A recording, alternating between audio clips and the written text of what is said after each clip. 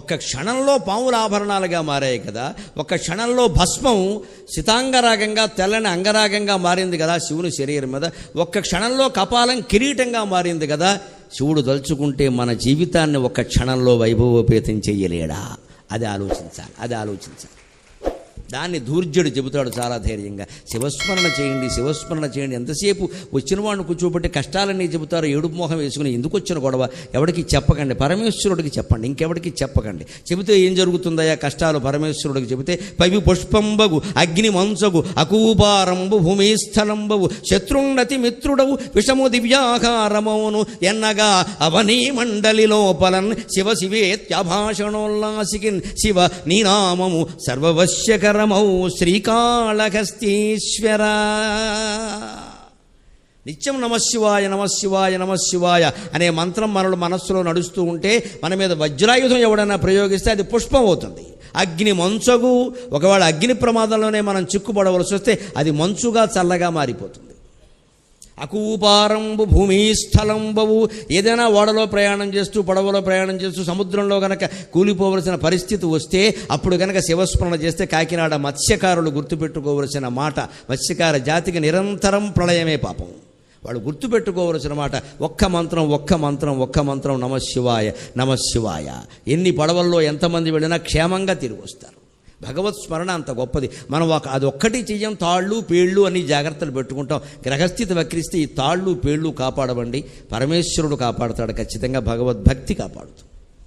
అది మనం దృష్టిలో పెట్టుకోవాలి. అందుకని అకూపారంబు భూమిస్థలంబవు, ఈ చేపల వేటకి వెళ్ళేవాడు ఆ స్మరణ చేస్తే అతని కోసం ఒక భూమి ఏర్పడుతుంది, ఒక ద్వీపం ఏర్పడుతుంది. ఏదో దగ్గరికి వస్తుంది, ఏదో దొరికిందంటాడు, ఎవరిదో చేయి దొరుకుతుందో వచ్చేస్తాడు, అతను కాపాడుతాడు. మిగిలిన వాళ్ళని కాపాడకపోవచ్చు, స్మరించలేదు కాబట్టి. అది దేవుణ్ణి అనద్దు. అందరినీ కాపాడడానికి ఏమీ కంకణం కట్టు కూర్చోలేదు ఇక్కడ.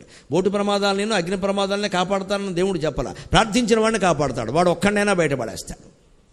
అంటే ఆ శివస్మరణ రైల్లో వెడుతున్నప్పుడు ఊరికి ఈ స్మార్ట్ ఫోన్ కెలకడం కంటే సదాశివుడు స్మరించడం కదా ఒక్కడ చేయడండి ఆ పని. ఓ పుస్తకమైనా చదవడండి. రైల్లో వెడుతూ భగవన్నామస్మరణ చేస్తే ఎంత గొప్పది అంటే, రైలు అంటుకున్నా మన భోగి అంటుకోదు, మనం కాదు మన భోగి. ఎందుకంటే మనం అంటుకోకుండా ఉండాలంటే భోగి అంతా ఉండాలి. మన పక్కవాడు అంటుకున్నాక మనం అంటుకోవాల్సిందే కదా. మనం చేస్తే భోగిలో అందరినీ కాపాడినవాడు అవుతాం. అంత గొప్పది స్మరణ. అది మనం నమ్మం. ఆకులు వేద్దాం, పువ్వులు వేద్దాం, అభిషేకం చేద్దాం, వెళ్ళిపోదాం, మన గొడవ మనం పెట్టుకుందాం అంతే. ఈ ప్రక్రియల ద్వారా, కర్మకాండాల ద్వారా, లంచాల ద్వారా భగవంతుడు లొంగ తీసుకుందామని ప్రయత్నం చేయొద్దండి. జరిగే పని కాదండి. కర్మకాండ ఊబిలో కూర్చేస్తుంది మనిషి. మీరు ఎంత తిథినాడు ఎంత అభిషేకం చేసినా మీ జీవితం మారుతుందని చెప్పాలా. కానీ 24 గంటల పాటు విడవకుండా నమశివాయ నామస్మరణ చేస్తే జీవితం మారుతుంది, గ్యారంటీ ఖచ్చితంగా. మనం కోరుకున్న మార్పు వస్తుంది.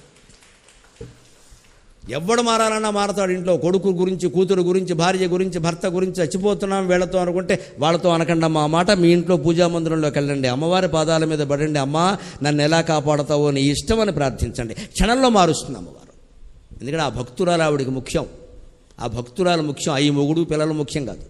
ఏడుస్తుంది పాపం, ఏడుస్తుంది నన్ను పట్టుకుని, ఏమి ఏడుస్తుంది పాపం అని వెంటనే విచిత్రమైన మార్పులు వస్తాయండి. నేను జరిగినవి చెబితే బడాయి చెప్పినట్టుగా ఉంటుంది, కానీ జరుగుతాయి ఖచ్చితంగా. మీరు చేసి చూడండి, స్మరించండి. ప్రక్రియలు ఏవో చేసేసి దాటేద్దామని చూడకండి. మరి కర్మకాండ మీద మనకు ఆశ, అది ఏదో పెట్టేస్తే 10 దీపాలు అయిపోయింది కదా. నువ్వు 100 దీపాలు పెట్టినా సుఖం లేదు ఇక్కడ. నీ మనస్సును దీపం చేసుకోవాల్సిందే, భగవంతుడి దగ్గర పెట్టాల్సిందే. అర్పణ సమర్పణ శరణాగతి అంటారు దీన్ని. అది అలవాటు చేసుకోవాలి. అదే చెబుతున్నాడు ధూర్జటి. విషము దివ్యాకారము. ఎవరైనా మన మీద విషప్రయోగం చేశారు, అది మనకి భీముడికి రసాయనం పనిచేసినట్టుగా మనకి పనిచేసి బలం అవుతుంది. అది ఏం చేయదమ్మా. నన్ను కాపాడుతున్నది అదే. మీరు బడాయి అనుకోకండి. ఇన్ని చోట్ల తిరుగుతున్నావు, ఎన్నో హోటళ్ళలో తింటున్నావు, ఎవరింట్లోనో తింటున్నావు, రకరకాల విహారాలు చేస్తున్నావమ్మా. భగవంతుడు దేవాలయం ఇంతవరకు బీపీ లేదు, షుగర్ లేదు, జ్వరం కూడా నాకు రాదు. ఎప్పుడైనా వస్తే జలుబు, దగ్గే, నీళ్లు మార్పు కారణంగా, అది కూడా 4 రోజులు మించి ఉండదు. కారణం నేను బడాయికి పోయి చెప్పడంలా దయచేసి నమ్మండి. నమశివాయ నమశివాయ నమశివాయ. నిరంతరం వేదికి దిగిందంటే మనస్సు అక్కడికి వెళ్ళిపోదు. ఎవరు దండం పెట్టినా, ఎవరు చూడకపోయినాయి, మనస్సు నమస్సు. ఇప్పటికే 2 గంటలు మాట్లాడడం, ఇక శివుని పట్టుకోవాలి అంతే లెక్క. వెళ్ళిపోతూ నమశివాయ, స్నానం చేస్తూ అంతే, అన్నం తింటూ అంతే. అది ఖచ్చితంగా కాపాడుతుంది. లేకపోతే చాలామంది అడుగుతారు, ఇంత ధైర్యంగా మాట్లాడుతున్నారండి, మిమ్మల్ని ఎవరిని బెదిరించలేదా? నన్ను బెదిరించిన వాడి సంగతి ఒక ఆయుధం కాదమ్మా, 3 అంచుల ఆయుధం ఉన్నవాడు చూసుకుంటాడు. నాకు ఆ నమ్మకం ఉంది ఖచ్చితంగా. ఇంతవరకు ఎవడు ఆ సాహసానికి పూనుకుంటే మిగలడు. ఆ ధైర్యం ఉండబట్టే చెబుతున్నా మొహమాట లేకుండా, సత్యం అంతే లెక్క. ఎక్కడి నుంచి వస్తుంది? వెనకాల భగవద్భక్తి ఉందండి, లేకుండా ఏదో గుండె ధైర్యం కాదు. ఇక్కడ ఈ గుండె ఎంత బోడి గుండె, ఈ గొట్టం ఎంత బొప్పాసి గొట్టం, దీనికో ధైర్యమా? వెనకాల ఆత్మస్థైర్యం, పరమాత్మ జపం. ఆ జపం కాపాడుతున్నాడు ఖచ్చితంగా, అంత గొప్పది. కాబట్టి ఇక్కడ దాని గురించి అలా ఒక్కసారి మార్చగలిగాడు. ఆయన ఆభరణాలు మార్చుకోవడం కదా మన జీవితాన్ని కూడా క్షణాల్లో మారిపోతుంది. ఇదేమిటి ఇంతవరకు ఉండేవాడు ఇలా అయిపోయాడు అనుకుంటాం, ఒక్కసారిగా మారతాడు ఖచ్చితంగా. శివుడు ఆ మనస్సులో ప్రవేశిస్తాడు. అంతటా వ్యాపించిన వాడు భగవంతుడు ఒక్కడే కానీ మనం కాదు కదండి. కొడుకు మనస్సులోనో, కూతురు మనస్సులోనో, భార్య మనస్సులోనో, లేదా మన శత్రువుల మనస్సులో ఎక్కడ ప్రవేశించాలో అక్కడ ఆయన ప్రవేశించి ఖచ్చితంగా వాళ్ళని మనకు అనుకూలం చేసేస్తారు. కాళ్ళ మీద పడాల్సిందే. నీదైన చిత్తశుద్ధికి పాదాక్రాంతం బగును ప్రపంచం వెళ్ళ. భక్తి అంత గొప్పది, జ్ఞానం అంత గొప్పది, వైరాగ్యం అంత గొప్పది. ఇప్పుడు ఒక్క మాట చెప్పుకుని మనం సెలవు తీసుకుందాం. ఏకైవ మూర్తికి వివిధే త్రిధాస. ఒకే మూర్తి మూడు రకాలుగా మారింది. మారిన మూర్తి ఎవరండి? నిర్లేప నిర్మలా నిత్య నిరాకార నిరాకుల నిర్గుణ నిష్కళ శాంత నిష్కామ నిరుపప్లవ నిత్యముక్త నిర్వికార నిష్ప్రపంచ నిరాశ్రయ అయినటువంటి లలిత పరా భట్టారిక ఈ మూడు రూపాలు ధరించిందమ్మ. అమ్మవారిని పూజిస్తే అందరినీ పూజించినట్టు. ఏకైవ మూర్తికి వివిధే త్రిదాస. సృష్టికి పూర్వం కూడా ఆవిడ ఉంది. అందుకే వృద్ధ అనే నామం ఉంటుంది లలితా సహస్రంలో. అన్నద వసుధ వృద్ధ. వృద్ధ అంటే ఊరికే వృద్ధ స్త్రీ, ఓల్డేజ్ హోమ్ అని అర్థం చెప్పకూడదు. సృష్టికి పూర్వమే ఉంది ఆవిడ. అంతకంటే పెద్దవాళ్ళు ఎవరు లేరు ఇక్కడ. బ్రహ్మ విష్ణు మహేశ్వరుల కంటే పెద్ద ఆవిడ ఎవరన్నా ఉంటే ముగురమ్మల మూలపుటమ్మ, చాలా పెద్దమ్మ అన్నాడు ఆయన. పోతన గారు ఇంకేమన్నాడో తెలియక చాలా పెద్దమ్మ అన్నాడు ఆయన. ఆ ఏళ్ళు చెప్పలేక. అంతటి దేవి ఆవిడ. ఆవిడని అర్చిస్తే కలిగే ఫలితాలు వేరుగా ఉంటాయి. ఆ దేవీ ఉపాసకుల దృష్టే వేరు అసలు, ఆ శక్తి వేరు అసలు. అన్ని ఉపాసనల్లోకి దేవీ ఉపాసన చాలా గొప్పది. అంతకంటే ఎక్కువ మాట్లాడలేను, నాకు భావావేశం చాలా వస్తుంది. అందుకని ఆ మూర్తి ఇక్కడ ఏకైవ మూర్తి బిభిదే త్రిధాస, మూడు రకాలుగా మారింది. సామాన్యమేషాం ప్రథమావర్తం. మనలో చాలా మతవాదులు ఉంటారు చూడండి, వైష్ణవులు, శైవులు, శాక్తీయులు. వీళ్ళు ఒకసారి అస్సలు శివుడేనండి, విష్ణువు ఏంటండి ఇక్కడ అంటారు. మళ్ళీ లేదండి విష్ణువేనండి, మొత్తం మూలం విష్ణువే. అది పరాశక్తి ఎవరండి? విష్ణువుకి శక్తి ఉంది కదండి, ఇంక మళ్ళీ శక్తి ఏంటండి అని వైష్ణవులు అమ్మవారిని ఒప్పుకోరు, శైవులు విష్ణువుని ఒప్పుకోరు, శాక్తీయులు వీళ్ళిద్దరినీ ఒప్పుకోరు. అసలు నాస్తికుడు అందరికంటే గొప్పవాడు వాడు, ఎవరిని ఒప్పుకోడు. వీళ్ళకంటే గొప్ప మతం వాడిది, మొత్తం తీసేయమంటాడు. ఈ పిచ్చి ఎక్కడి నుంచి బయలుదేరింది? దాని పిచ్చికి సమాధానం చెప్పాడు కాళిదాసు 2500 ఏళ్ల క్రితం. అంటే అప్పటి నుంచి ఉంది ఇది.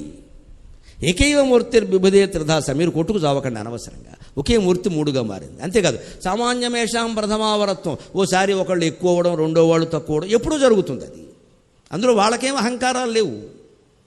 మీరెందుకు ఊరికే కొట్టుకుంటున్నారు అని ఇంకా ఉదాహరణ చెప్పాడు. విష్ణువరహరక. మీరు పురాణ కథలు చదివితే ఒక్కసారి విష్ణువు కంటే హరక శివుడు గొప్పవాడు, తెలివైనవాడు, జ్ఞానవంతుడు అనిపిస్తాడు. విష్ణువు అజ్ఞానంలో పడితే శివుడు బయట పడేశాడు. కథ ఉంది. తస్య హరికి. ఒక్కోసారి శివుడే వ్యామోహంలో పడితే విష్ణువు బయటపడేశాడు. కదాచిత్ వేధాతయోకు. ఒక్కోసారి వీళ్ళిద్దరూ పడితే బ్రహ్మదేవుడు పడేశాడు, బయటపడేశాడు. అజ్ఞానం నుంచి జ్ఞానంలో పడేశాడు. అంతేకాదు తావపి ధాతురాద్యో. ఒక్కోసారి బ్రహ్మదేవుడు అజ్ఞానంలో పడితే వీళ్ళిద్దరూ ఆయన అజ్ఞానంలోంచి బయటికి రాగారు. పురాణ కథలు అన్నీ చదువుకుని మాట్లాడండి. ఒక్కటేదో చదివి అక్కడి నుంచి ఆయన గొప్పవాడు, ఈయన పరివార దేవతలు అన్నావు. ఎవరు పరివార దేవతలు అంటూ ఎవరు ఉండరండి. అంతా దైవం ఒక్కటే అసలు.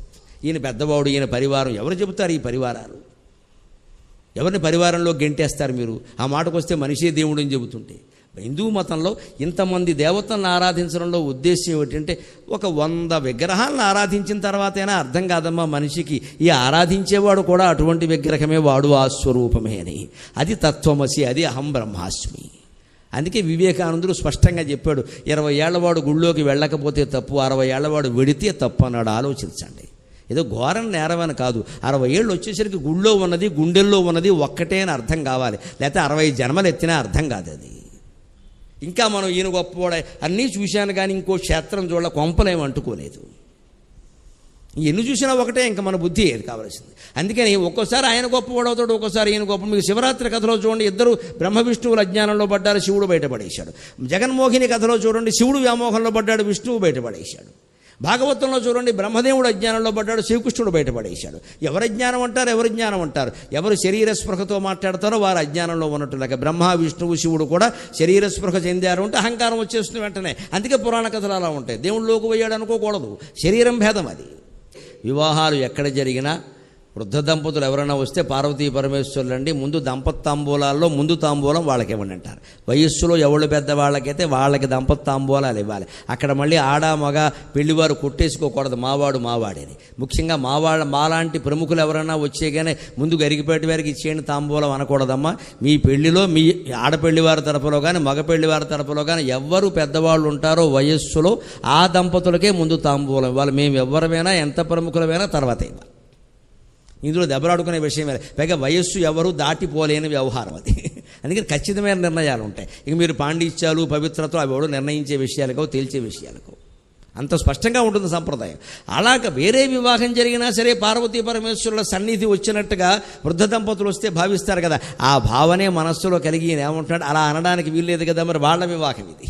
అందుకని విచిత్రమైన మాట పడే ప్రయుక్త పాణిగ్రహణం యదన్యత్వధూవరం పుష్యతి కాంతిమగ్రియాం. లోకంలో ఎక్కడైనా మామూలు యువతీ యువకులకి పెళ్లి చేస్తేనే వాళ్ళ పాణిగ్రహణ సమయంలో అపూర్వమైన అనుభవం పొందుతారు అన్నాడు. ఎందుకు పొందుతారండి?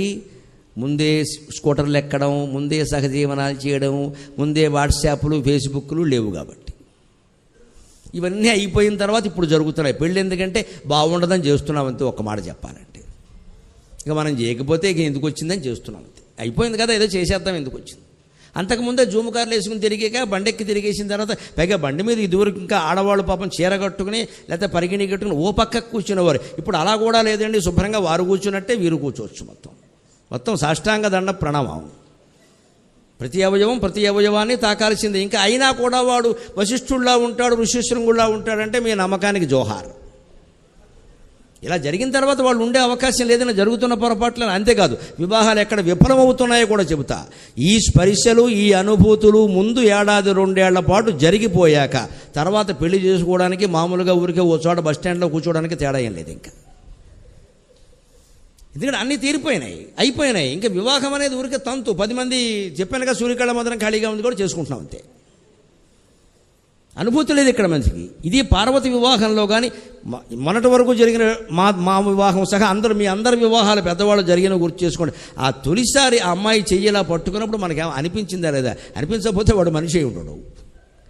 ఆ తొలిచూపు కోసం, తొలిస్పరిశ కోసం ఎదురు చూడాలా వద్దా?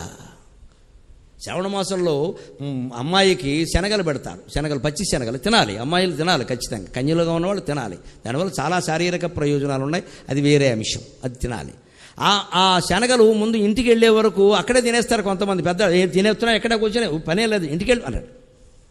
పచ్చి శనగలే తినాలి. సాతాళింపులు, వ్యవహారాలు, ఓవర్ యాక్షన్లు పచ్చివే తినాలి.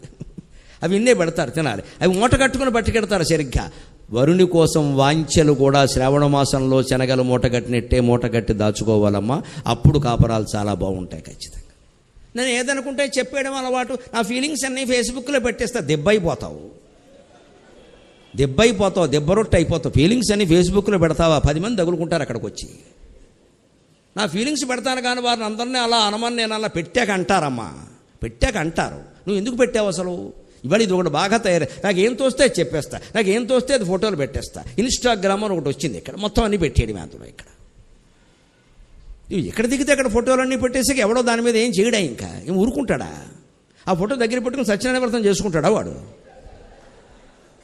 చేస్తున్న పనులు ఎలా ఉన్నాయి, జరుగుతున్న కార్యాలు ఇవి మొత్తం హత్యాచారాలకు వెళ్ళిపోతున్నాయి చివరికి.